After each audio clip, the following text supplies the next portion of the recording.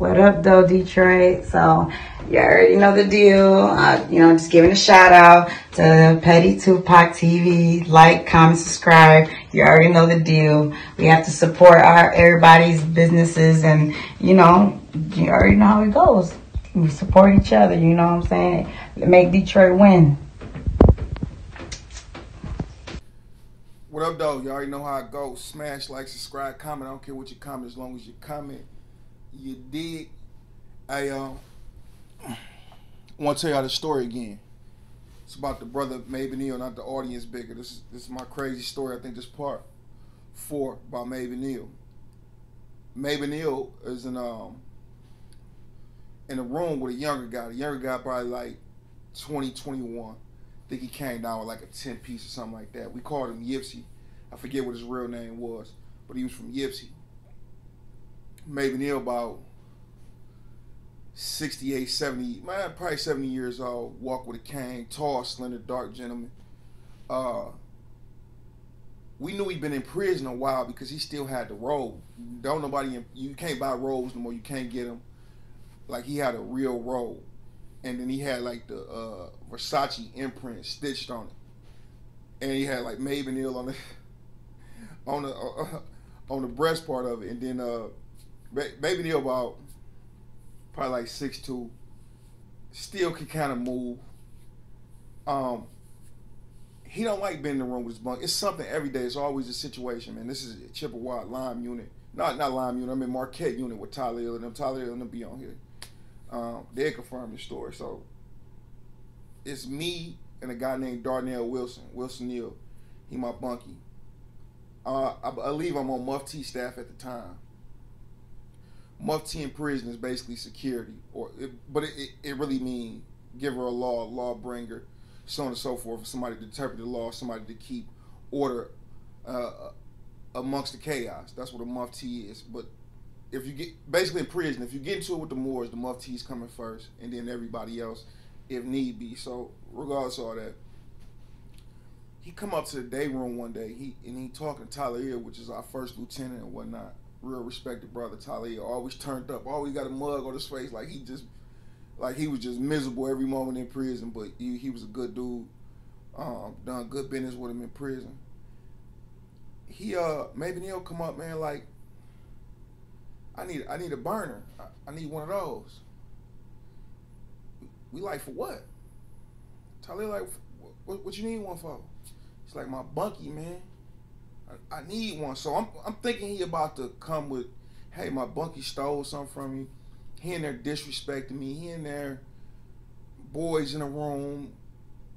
Something of value. Not value. Something that's worth asking for, a burner, a spear, whatever you want to call it, a Byzantine, a Muhammad, whatever you want to call it. I'm thinking he about to say something like, man, yeah, we need to get dog gone. You know what I'm saying? I'm ready to go check dog. I'm like amping myself up in my head, like, yeah, I'm about to go check dog. Disrespected one of our elders. So as Tyler continued with his questioning, he like, what did he do? He said he left the window open. It's freezing outside. He old enough to know not to leave the window open. I think he's trying to freeze me out. What freeze me out mean is, if your bunkie don't really want you in there, he'll keep the window open all the time so you can be real cold and uncomfortable. And then y'all try to find a compromise to where he cracked the window, was still cold. He just doing little things like, if you don't have a TV he won't share it with you, he'll turn it his way. He'll just let you know, in every way he don't rock with you. If your bunkie open up a bag of chips and don't offer you none, that's kind of like, but you my bunkie, we gelling together, whether we from different cliques, whatever, we bunkies, we live in the same room, so you got to have some type of mutual respect there. So guys that do that just to get you out the room. So Tyler asked him like, okay, did you ever ask him to close the window or tell him that you was cold? He said, no, I don't need to. He old enough. He came down with enough time. He know the rules. He shouldn't have had the window open. Now, I want to do what I want to do. Now, you're going to go get it or you ain't. Or I got to go. I'm like, and at that very moment, and he was dead serious too, me and Wilson Neal just looking at each other and looking at him. And at that very moment, I realized, like, I got myself into some stuff. I should have stayed at level 1. I didn't know it was individuals like this. And what's crazy is some of these individuals, they so institutionalized, or some of them don't even deserve to be in prison. They need to be in a mental institution. Because when I went to level 5, I realized, in level 5, I thought it was going to be a bunch of gangster stuff, the top gang bangers, the top killers, the top playmakers, shot callers.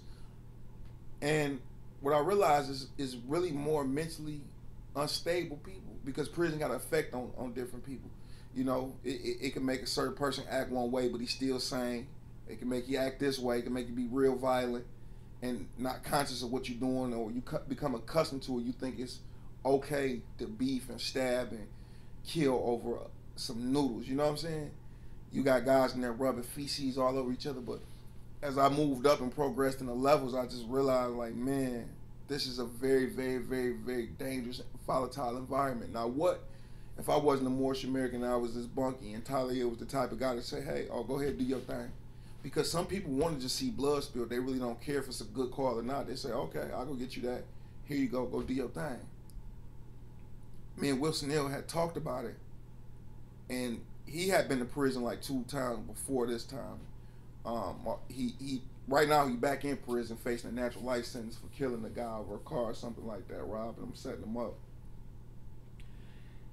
Even he was like shocked. He's seen a lot. He'd been in a lot of stuff. He one of those guys that he'd come to prison with a 1 to 5, do the whole 5, come back to prison with a 2 to 10 and do 6, 7 years off of it. You know what I'm saying?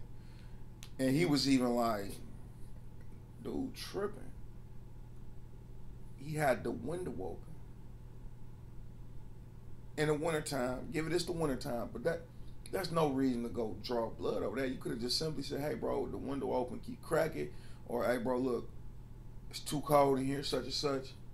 Can we compromise until we can move rooms? You like to be colder. I'm pretty sure somebody in here that like the window open too, so on and so forth. Just simple logic thinking could get you a long ways.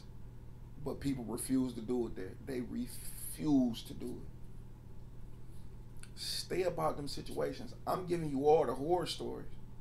I'm giving you all the what ifs. Why would you still want to continue to go and be around stiff necks and the hard legs? I have no clue. Peace and blessings be upon y'all. BeyFoe.